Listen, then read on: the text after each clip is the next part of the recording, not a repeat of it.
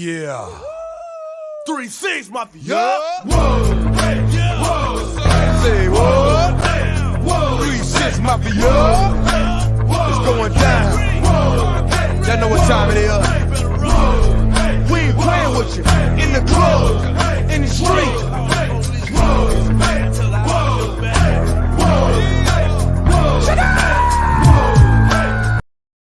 Welcome back, ladies and gentlemen, to another edition of No BS Season 4, Episode 1. We are starting a new season. I'm excited for all the fun takes and sporting, news that we're going to cover today. Before we get started, let me go to Isaiah. Isaiah, how are you doing tonight, my friend? I'm doing great, Trevor. Happy New Year to you and everybody else out there. Welcome into Season 4. Season 3 was already amazing. We had such great moments, great takes, including ending Season 4 or Season 3 of No BS with me going crazy and me going ballistic and screaming my lungs out live on air about Austin Reeves knocking down the game winner. So what a way to end Season 3. I can't wait to see what Season 4 brings to us here on No BS. It's a fun time here to not only be a part of the program, but to be a part of this wonderful network that we've got. And, we are entering the great time or the great season of sports. You got the national championship game this upcoming Monday. My Georgia Bulldogs are back in it. We're going to talk about it tonight. Playing Alabama, the team that I've wanted for a long, long time for revenge. And then, we got the NFL playoffs coming up. The NBA is in full swing. Baseball is around the corner. It's just such a great time to be a sports fan. Well, I got a couple comments coming in before I go to my updates. We got John Alcorn joining in for us tonight. He says, Isaiah, it was Pitbull, not Jay-Z. Can you explain to me what this comment is? Explain it to our viewers, because I don't know the origin story behind this. Can I plead the fifth? No, you gotta explain it live on air. So what happened was today I was getting ready for the big title game this upcoming Monday between my Georgia Bulldogs and the Alabama Crimson Tide. And you guys know how I like to stir stuff up and I like to talk a bit of trash before the game. So what I did was I filmed myself partying and celebrating with the background music, Don't Stop the Party playing in the background, blaring in the background. And I said we're gonna turn up Jay-Z tonight. We're gonna turn up Jay-Z, not tonight, but man, I already had a neat moment live on the program to start Season 4. But we're gonna turn it up on Monday to Jay-Z, and yeah, I messed it up. But Pitbull, Jay-Z. Pitbull, yes. I messed it up. Not even the same category. How do you get a guy that revolutionized the hip-hop industry, made his own record label, to a guy whose music, frankly, I don't know how was a thing? Come on, Isaiah. And there you have it, ladies and gentlemen. A surprise visit from John Alcorn. Season 4 is already off to a great start. And then John has one more question. Where are you doing your show from today? I know one time you did it at McDonald's, but where are you located today, Isaiah? Well, I think that we should have a new segment on No BS that is called Where is Isaiah Doing the Program from today? And I think the fans should guess where I'm doing the show in the beginning of every show. Today, I'm actually doing the program from an empty room in my house. This room is bare, empty. There's nothing in it. We are going to be remodeling our house sometime very, very soon. So I think next week, actually. So right now, there's nothing here. So I'm just doing it from this room because my parents are packing stuff up in the other rooms.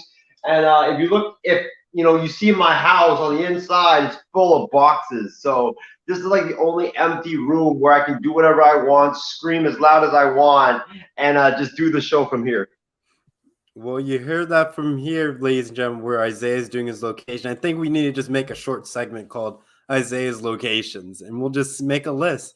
And then at a certain point, where you're going to just have a poll where fans think you're going to be. And we'll read the comments and think, where you may be. And also James Gonzalez says, hey guys. So thank you for tuning in. For my updates before we get underway is, yes, I fell short in the MI6 fantasy football season. I fell in the championship game, finished second place. Was my best ever fantasy football season, but I fell up short. But in another fantasy football league, I won the title. So as you can see, I'm wearing my fantasy football legends shirt, ladies and gentlemen. So yes, I busted this one out, and I'm excited. I know I got some clever shirts, but you're going to see some more in the future. So I can't wait to show you guys all the cool shirts I'm going to be, showing off over this season coming up. But let's get down to business, ladies and gentlemen. Let's go to some college football. I know we had a fantastic Rose Bowl game on New Year's Day with Utah and Ohio State, with C.J. Stroud having a Rose Bowl record with 573 yards passing, with 6 touchdowns and 1 interception, and Njigba also going off with 347 yards receiving with 3 touchdowns. On top of that, from trailing behind the entire game, beating Utah in the final moments with a score of 48-45. Ladies and gentlemen, that will be, the game that we're all talking about. I'll get Isaiah back in here. But Isaiah, what are some of your reactions to it? I know Casey King says, this is one of the best Rose Bowl games that we have to date. I would say the second closest to that would have been the semifinal playoff game with Georgia and Oklahoma would be the close second in that one. But Isaiah, what are your thoughts to this Rose Bowl? My thoughts on this Rose Bowl was, first of all, this was a terrific game. It was one hell of a game. It was an insane game, and I wish that I got to watch it live and not be stuck at work, because it was back and forth, back and forth, back and forth. The way it started, you thought that Utah was going to run Ohio State out of the building. It was like 14-0, just like that. And I was texting to Trevor and Shree and Steven and everybody in the MI6 group chat. I was like, and you guys think you can take down Georgia and Alabama and even compete with the SEC? And you can't even beat the Pac-12 team. And, I got to give Ohio State credit. They fought back. They came back. They roared back. And they made it a really good game. They ultimately pulled to a win in this game, even when they didn't get off to the best of starts. But even though it was a great game and C.J. Stroud is the future of Ohio State, he might be, when it's all said and done, he might be the best quarterback to ever play for the Ohio State Buckeyes with his passing abilities and his running abilities. And Smith and Jigba is an absolute monster. And this guy's only a freshman who's going to just keep getting better and better. Even though they had some outstanding, insane, incredible performances. Trevor, Ohio State got lucky, man. Come on, bro. Ohio State should not have won this football game. Your defense was utter atrocious. Bad. Your defense was bad, man. You guys gave up 45 points to the Utah Utes. And coming into this game, Utah was ranked 75th in the country in offensive production. Like, how is that even possible? Ohio State to get back to championship contention form. We're not talking about, contending for the Big Ten or contending for, the Rose Bowl or Fiesta Bowl or any of those bowl games. We're talking about contending for the national title. For you to contend for the national title, you got to fix that defense. You absolutely have to fix that defense. The Ohio State rushing defense was bad. Their passing defense was getting torched all over. And this is not the first time that Ohio State's defense has been torched left and right. Oregon ran all over them. Michigan ran all over them. And now Utah ran all over them and passed all over them as well. I'm surprised that the Utah backup quarterback did what he did. Rising before he got hurt. This dude was torching up Ohio State left and right. But, man, Ohio State, their defense is a major, major problem. Getting Jim Knowles from Oklahoma State, who's the best defensive coordinator in college football this season, that's a start. but you have to get more than just a new coordinator on the defensive side of the ball. You need to get new linemen. You got to get new linebackers. You got to get new secondary, and you got to coach them up to the right technique. But if Ohio State does not fix that defense, it's going to be a major problem for Ohio State, because you can only go so far with having the best offense in college football. Because if you can score a whole lot of points, but let's say you give up touchdowns left and right, you're just going to have to keep winning shootouts. And then at some point, when you're playing the Alabamas of the world, when you're playing Georgia, when you're playing other teams that have like a good or a great defense, they won't allow it. They will get the stops. They won't allow you to score at will on them.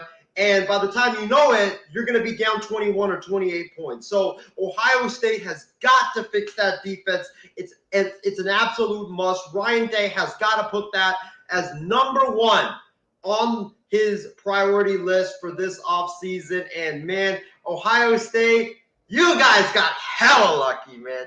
Damn. You know, you can say there was a lot of luck involved at the same time. Yeah. I think you said at one point CJ Stroud did play defense, Isaiah. Your bloopers are getting, starting off really great in this, season 4 of No BS. But you got to look at what Utah did to Oregon twice. They blew them out twice in key critical games. So this Utah team had the firepower to match Ohio State, as we did see in the game. But on top of that, Utah had the running back playing both ways as a defensive back against Njigba. Keep that in mind. Utah's defensive backcourt was riddled with injuries, people opting out, COVID, you name it. There was nothing there. So they have players playing on both sides of the field, and they were still leading Ohio State majority of this game. That just goes to show you how good this Utah team was. Though they fell short in this game, they were able to take care of business and, make it a memorable Rose Bowl game that we will never forget to time to come. With that, we'll continue moving on to our next part in the college football segment, is looking at some of the college football playoff scenarios with Alabama, dismantle Cincinnati 27-6, and Georgia whooping Michigan 34-11. And the Orange Bowl to set up a national title game with Georgia and Alabama. But I will combine question 3 with it as well. Does this also kill the college football expansion? So, we'll knock out 2 questions in one segment. Go for it. Well, Trevor, I'm going to start with your first question, and that is the semifinals. Alabama dismantling Cincinnati 27-6. And then Georgia following it up by just whipping Michigan's butt 34-11 in the Orange Bowl, which I think was probably to everybody else the most surprising result of the day, because I think me and everybody else thought that this game was going to be much closer. It was probably, I had Georgia winning, but I had Georgia winning like 27-21. I didn't expect them to just blow Michigan out from the get-go. But, my thoughts, I'll start with Alabama and Cincinnati first. Cincinnati, I am very proud of the way that Luke Fickell and the Bearcats played. This team showed why they deserve to be in the college football playoff. They were physical. They were fast. They showed that they could hang with Bama. Obviously, you're not going to beat Bama or Cincinnati wasn't going to beat Bama because they just didn't have as much talent than Alabama did and as much depth that Alabama did. Alabama, first team, they were, all 5-star recruits. Their second team, their backup players, all 5-star recruits. Their third team, all backup recruits. All 5-star recruits, not backup recruits, my bad. But Alabama, so they were rotating in. Every player they rotated in were 5-star recruits.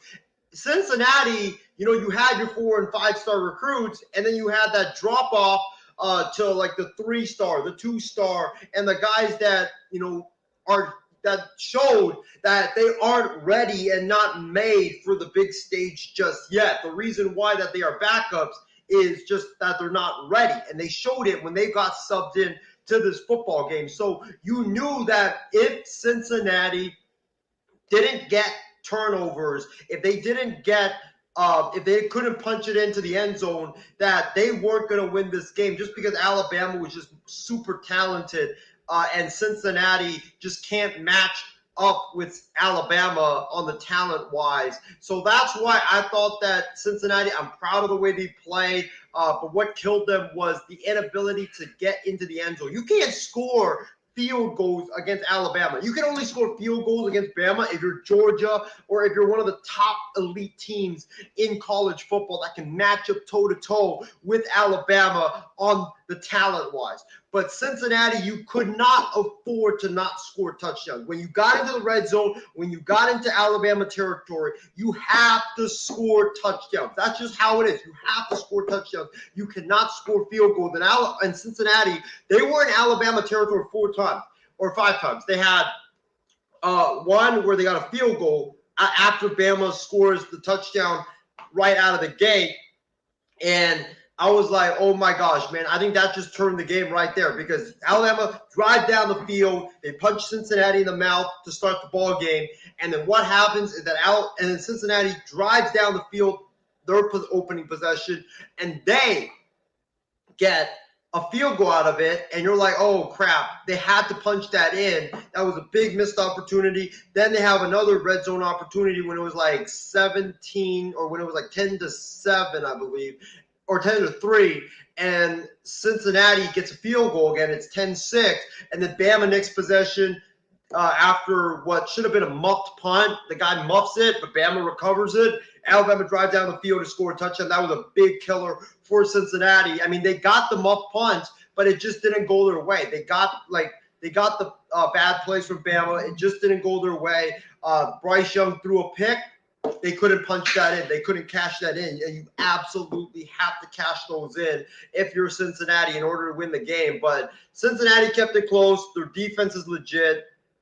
They're fast. They're physical. And I would not be shocked if Cincinnati made another run to the college football playoff next season. I think they're a really legit team. And if they played anyone else than Alabama, if they played like Michigan or whomever else, probably not Georgia, but if they played Michigan or if they played Ohio State or Clemson or Oregon, Oklahoma, I think that Cincinnati probably definitely would hang with them a little bit more than they did with Bama. But, I mean, Bama and Georgia, I think they were just at their own class. They were at their own level, and it's Alabama and Georgia over everybody else in college football. I mean, that's how it is.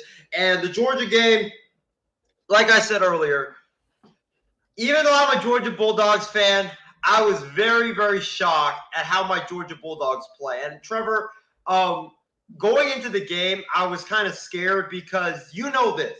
There are some losses where you just absolutely cannot recover from. Like, you still think about it towards the next game, the game after that game, and more down the line as well.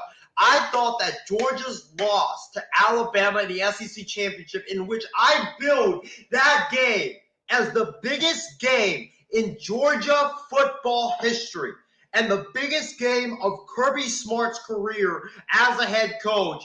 And when they lost that game, despite being, I believe they were a favorite, Trevor, correct me if I'm wrong, I believe they were a favorite by like 10 points or something like that, something like really insane. I don't think it was favored by 10. I think it was like by 5. I don't think it was a whole lot. I think it was like 5 or 7. It was like something ridiculous. But, you know, Georgia punched Michigan from the right in the mouth from the get-go.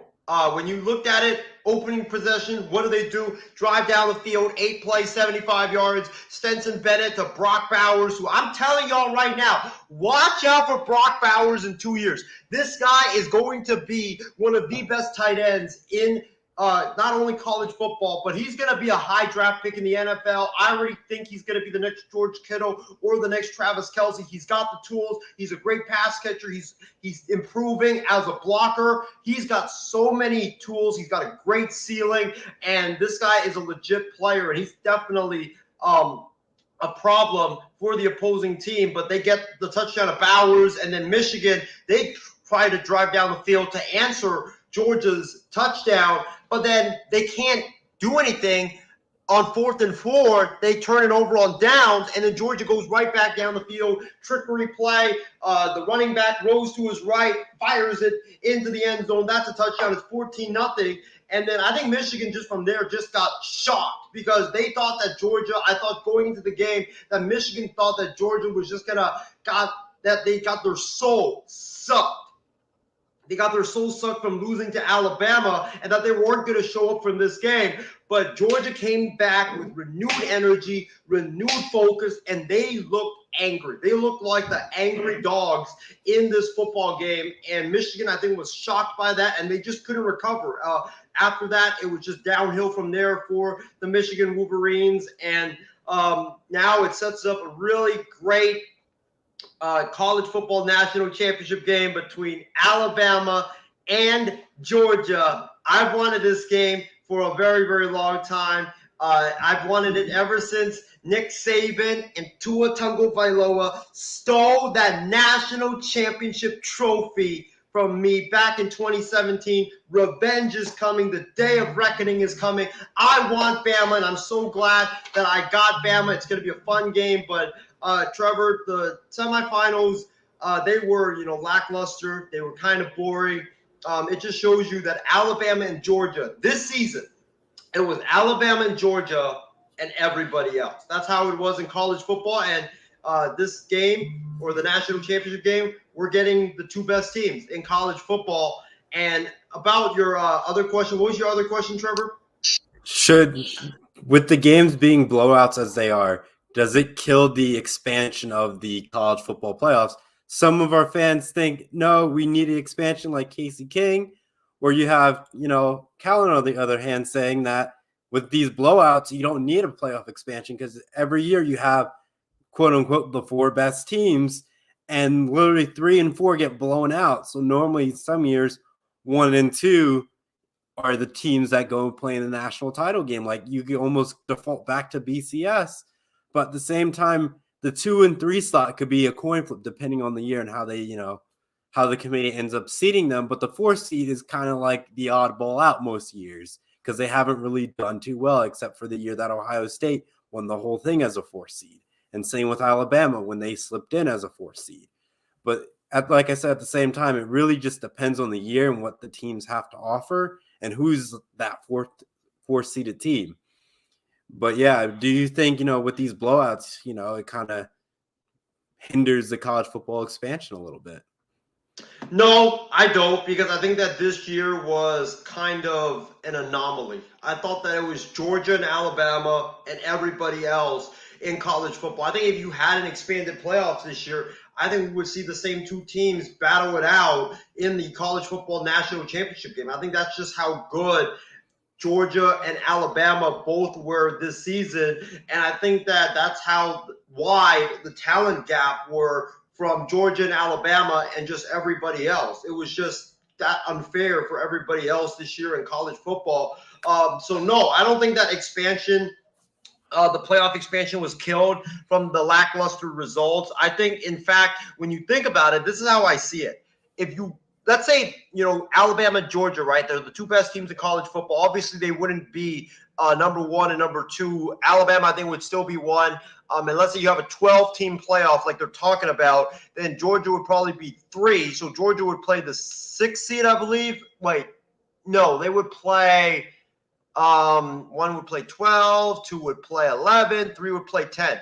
I mean, it wouldn't – I mean, it would basically be the same as the semifinal games if you had a 12-team playoff, because I don't think when you have a playoff that the 1-12 matchups are going to be any competitive. They typically never are. The 2 and 11, they're typically never are. The 3 and the 10, they're typically never are. What gets really good is 4 versus 9, 5 versus 8, and the 6 and 7. Those teams that are in the middle, those are what gets good when it comes to the college football playoffs, and when it comes to playoffs in general. Just look at the NBA. 1v8. That's never competitive. I don't think the 8th team has even beaten the number 1 team in the history of the NBA playoffs. 2 and 7, they're more competitive. 3 and 6, more competitive. NFL was the same thing. The top team versus the bottom team in the playoffs, they're never competitive. So I don't think it is. I mean, I don't think it really killed it. In fact, I think when you look at it, I just think that it made it even more obvious that we need expansion in college football, because I think if you have a 12-team playoff, I think everybody will look forward more to the middle pack of teams, the games like the 4-8 and the 5-7 and the 4-9, the 5-8 and the 6 and 7 games, rather than the 1-12, the 2-11 and the 3-10 matchups in college football. I think it's always been like this for all sports, but I think that's why we need playoff expansion. Is that if more playoff expansion would mean more interesting matchups, more better matchups, and more football. I mean, who doesn't like more football? More football, Trevor, means more money. That's why I've been proposing that the NFL needs a play-in game, but we're not going to talk about that. We'll save it for another time. Here's what I'll say. The more doesn't mean better. And we've said that over the years in sports. You keep adding more. I feel like to a little bit you kind of contradicted yourself, not like a bad way, but when you say, oh, the number 1 and number 2 team are the only 2 teams that are usually going to make it into the college national championship game, and since that's the case, what's the point of expanding the playoffs knowing despite, we get more football, there's USFL and XFL coming back next year, that more realistically, if you had 8 to 12 teams, it's just going to be their number 1 and their number 2 seed in college football. It's just more meaningless games for no reason, knowing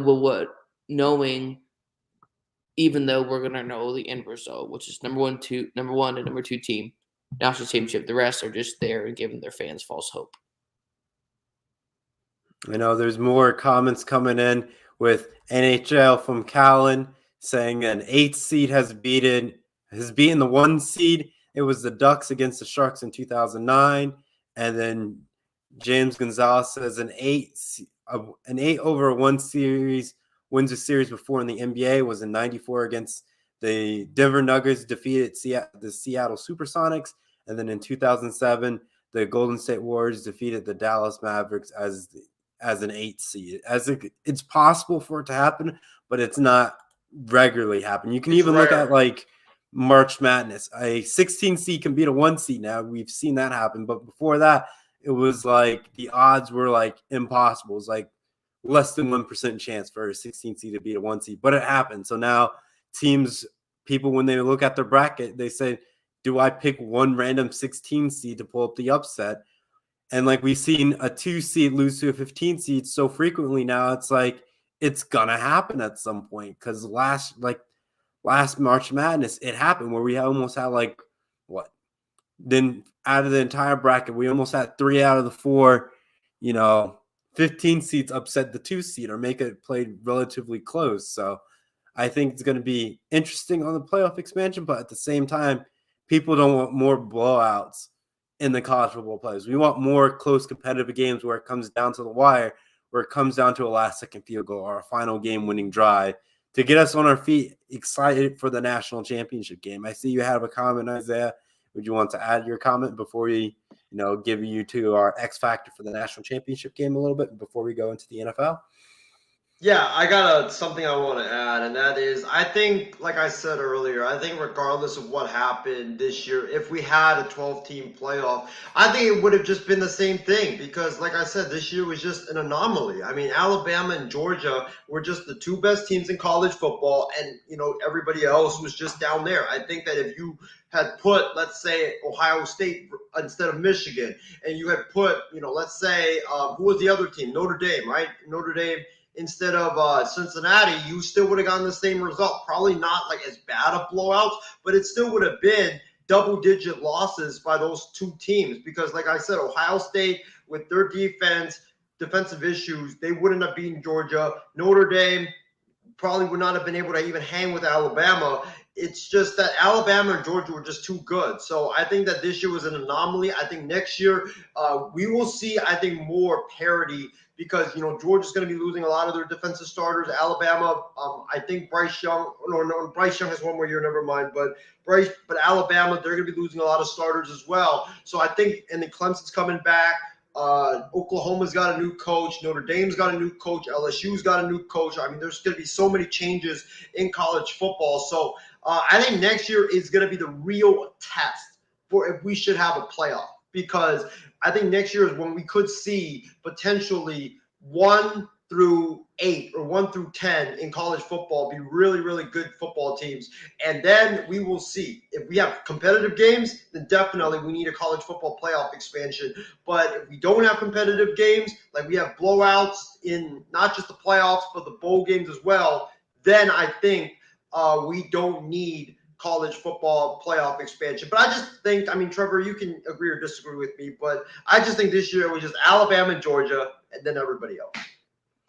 It may look like that on the scorecard, but we all saw that Alabama did struggle against Auburn and had to go into overtime. So I can't really put Alabama as the top team, though they are, beating the best team in the country in Georgia at one point. So it's really hard to say where this Alabama team truly stands within itself. But let's go to a quick X factor for the, Georgia-Alabama game. I know we're going to be tight on time getting through the rest of the program. So one key factor, Isaiah. I know you would list out a bunch, but one key factor. Well, I know the obvious answer that a lot of people are going to give is the play of Stetson Bennett. But if you watch the game last time these two teams played, Stetson Bennett wasn't the major problem of why Georgia lost the football game. The major issue of why Georgia lost the football game was the defense didn't show up. The defense didn't care. The defense didn't get any pressure whatsoever on Bryce Young.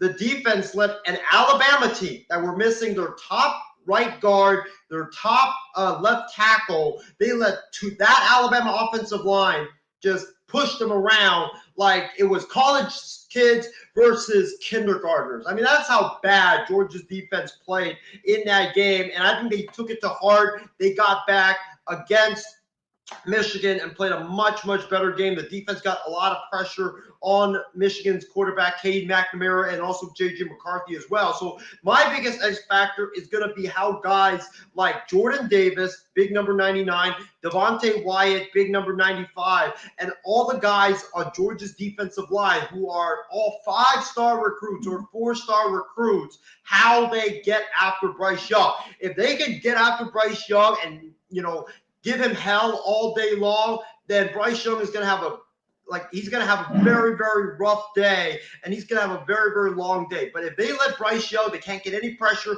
They just let Bryce Young sit in the pocket for all the time he wants, and he has all day to throw the football, then I'm just going to turn off the TV after the first possession and just go to work and just be like, yep, I'm not watching this game anymore, because I know that it's going to be 70-24 because Bryce Young is going to just tear Georgia up all day long. So the biggest X factor for me is that Georgia defense, specifically that Georgia defensive line. They have to get after Bryce Young. And then with that, I'll read Casey King's comment. Not Casey King, James Gonzalez's comment. I already made my blooper for the night, ladies and gentlemen. I'm sorry, James. But Georgia's defense gave Bryce Young the Heisman in the SEC championship game. As with that, we'll move on to the NFL segment. I will say my X factor with you, Isaiah. I'm going to agree with Georgia's defense needs to be solid because this Alabama team can put up points and you can't count them out. You have to play a 4-quarter football game to beat this Alabama team because they could come back late in the fourth and now you're in an overtime national title game.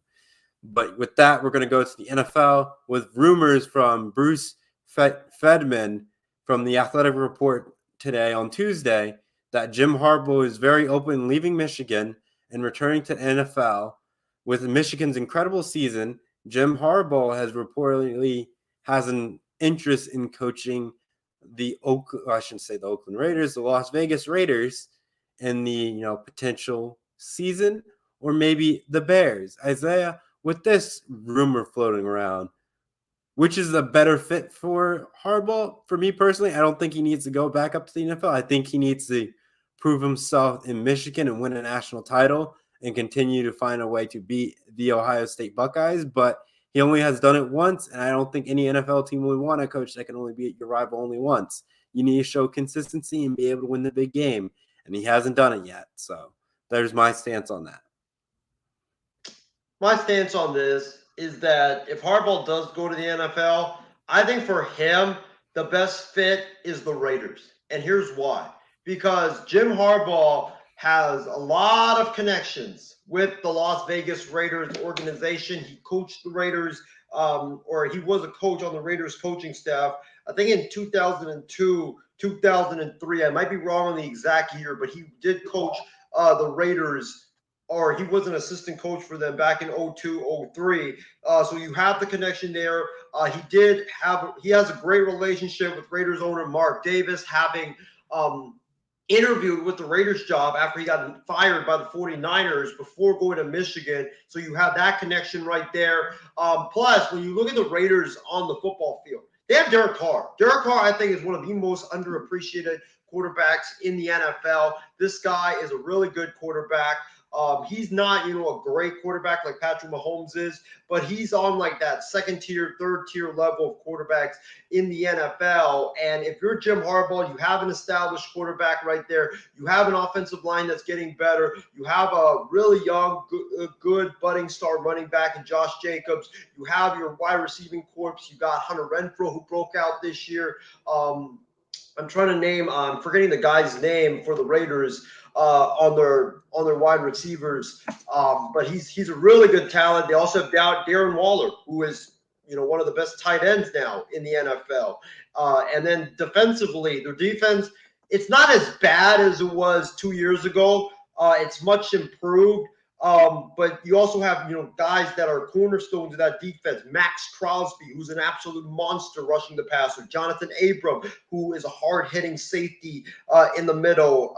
If you can improve the secondary, if you can improve or get one more elite top pass rusher, improve the linebackers, I think the Raiders could be a real threat in the AFC, and just the connections with the organization, and the talent on the Raiders, I think it's better than the Chicago Bears. I mean, don't get me wrong. The Bears, they got Justin Fields, who doesn't want to coach him, but you got the offensive line that has issues, the wide receiving corps, major question marks there.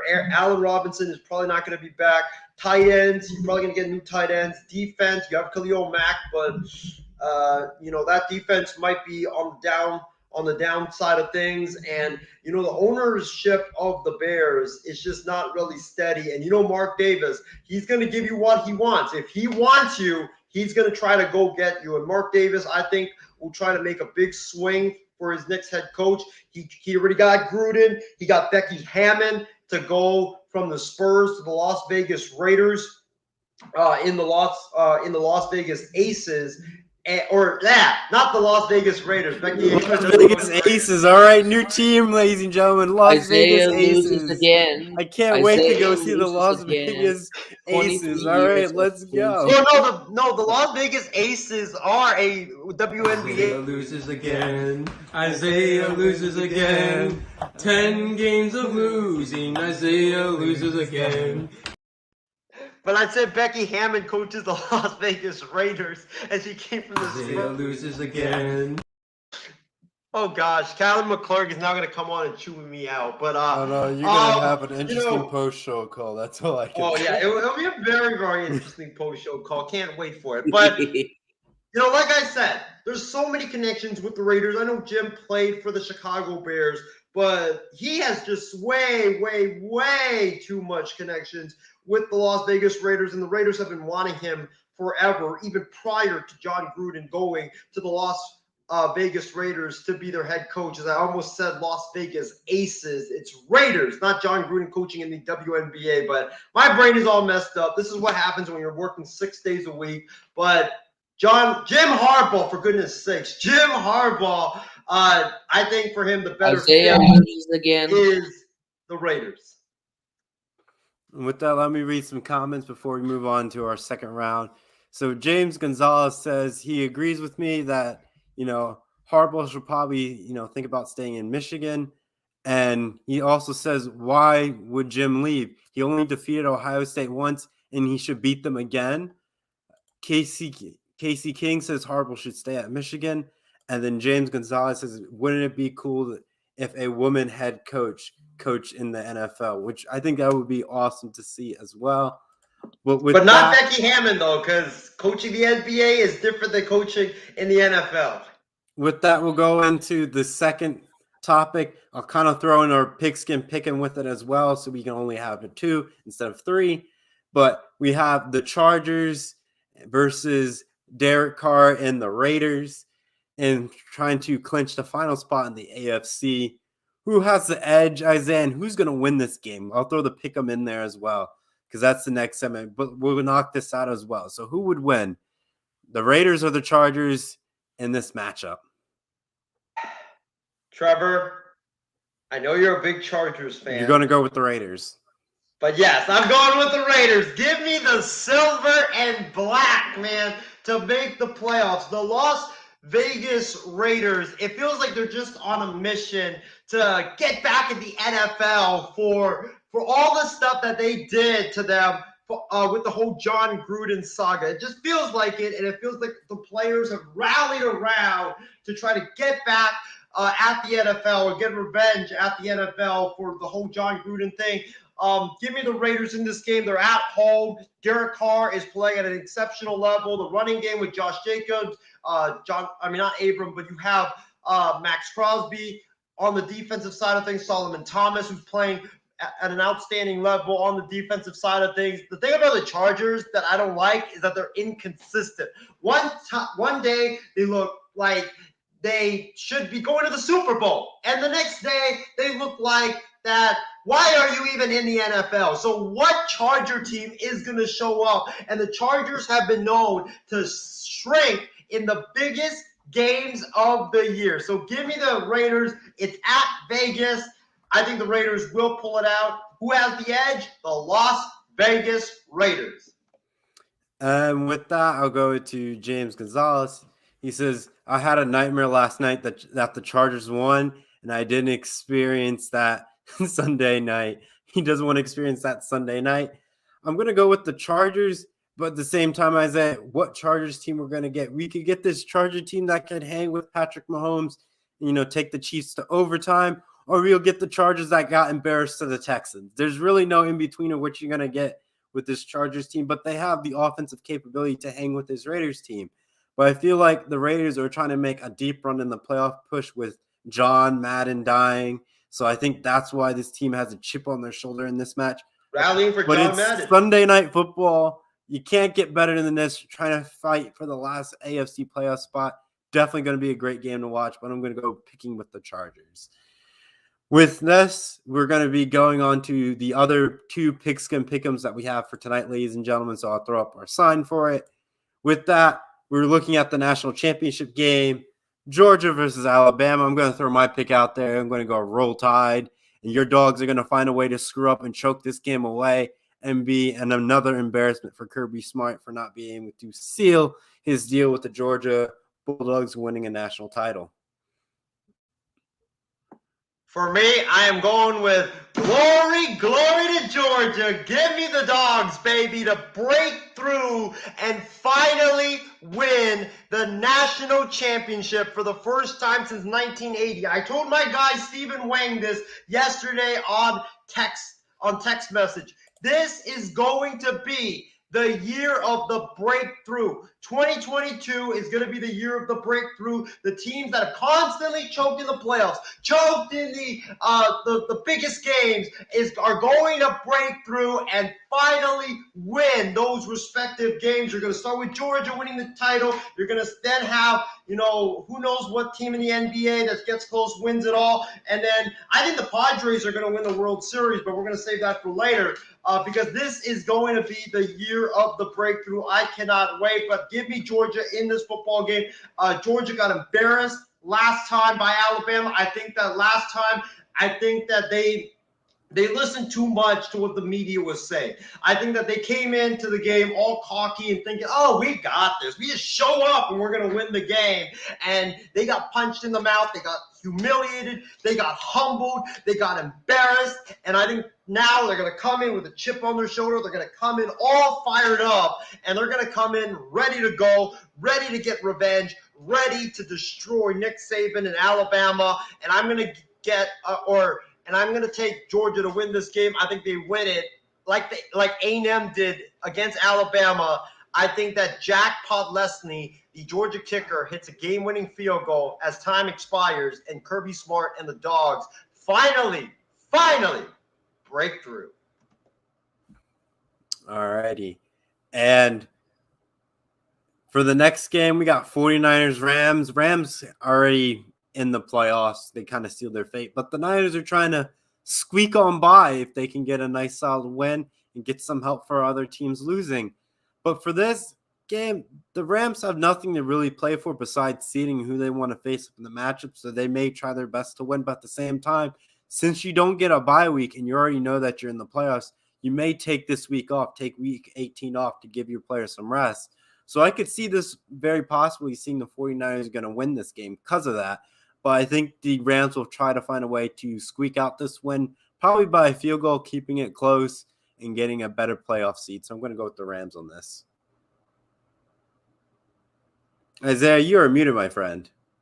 It really depends. If the Rams rest their players, as I suffer another bad, embarrassing moment here on season 4 of No BS. I mean, Trevor, what a way to kick off the brand new season of No BS and having me with 5 just bad moments already on the program. But back to the game. It really depends, like I said. I think if the Rams rest their players, the Niners are going to easily win. Especially because you have the Niners starters versus the Rams backups. If the Niners lose that game with their starters versus the Rams backups, then obviously they don't deserve to be in the playoffs whatsoever. But if it's the Rams starters versus the Niners starters,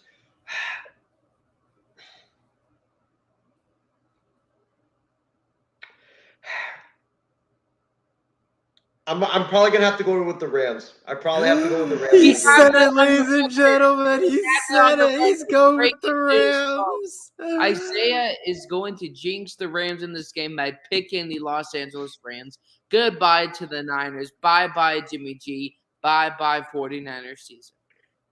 I'm going to have to probably pick the Rams. I'm picking the Rams because I love Trey Lance. I think he has a bright future in the NFL. But he's not ready as a passer yet. What I saw at Levi Stadium really horrified me. And if he has some of those throws that he did in the first half, man, he's going to end up with like 6 interceptions in that game against the Los Angeles Rams. So, you know what?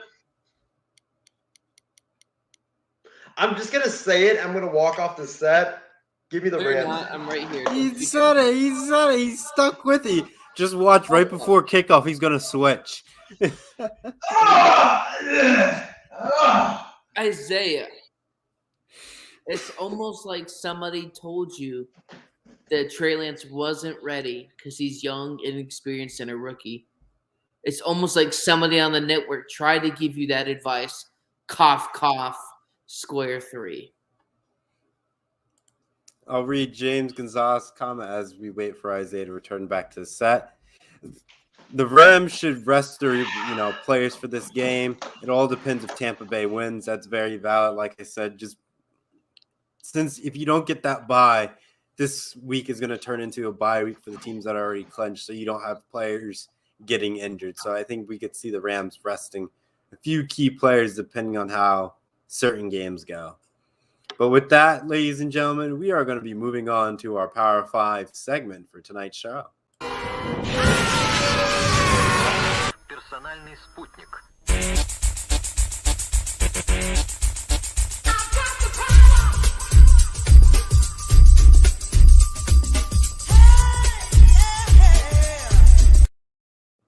With this Power 5 segment, ladies and gentlemen, brought to you by Isaiah's pick for Power 5s.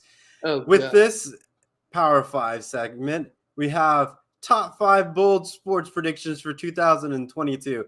I don't want to give my list because I don't have any bold takes. So this is Isaiah's moment to get as bold as he wants. Well, it's not bold. It's full of, well, we won't say those words. Trevor, you don't have to give all 5. Just give 1 or 2. Let the fans hear your No. They don't want to hear your takes. I feel like my takes are reasonable for my bold. takes. I'll let you, work on yours before you give yours. But bold predictions, top 5 bold predictions in the sports world for 2022. And I got a lot of great ones. Let's start with number 5.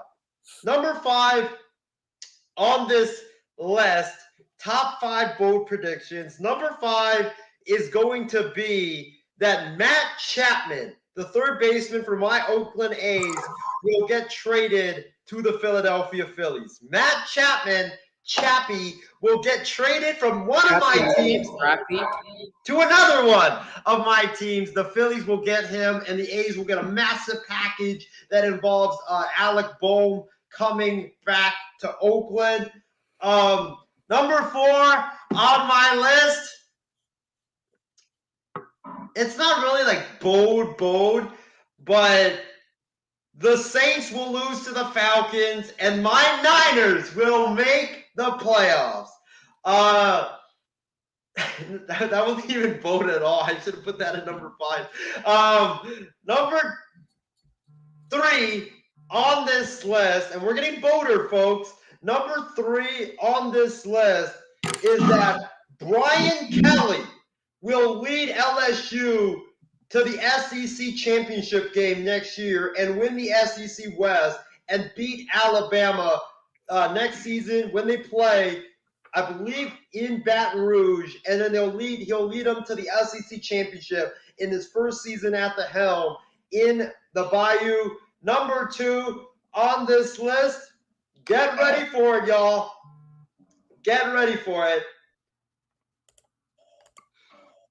The Dallas Cowboys will win the Super Bowl this year here in 2022. And Christy Wilson's Cowboys. You just ruined Christy Wilson's hook because you just jinxed her Cowboys. So I think she'll definitely appreciate that. And number 1 on this list, I think I already said it. I think I already said it before.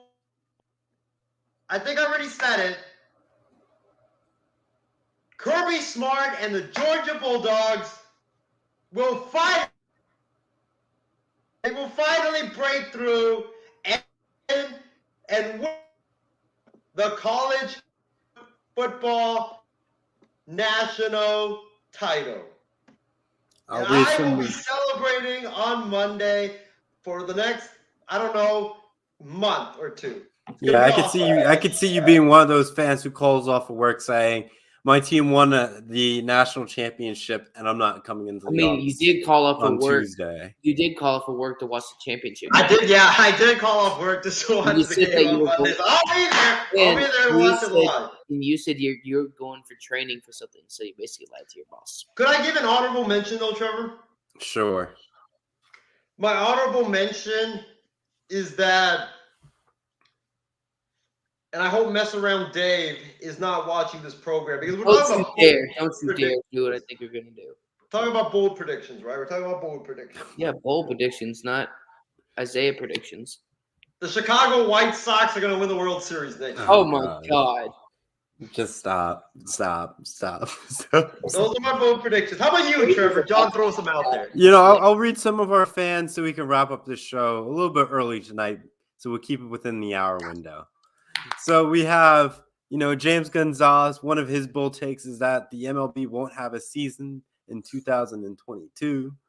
And then Callan says the Oakland A's and Philadelphia Phillies are not going to win the World Series. And with that, ladies and gentlemen, we will now move on to our final thoughts.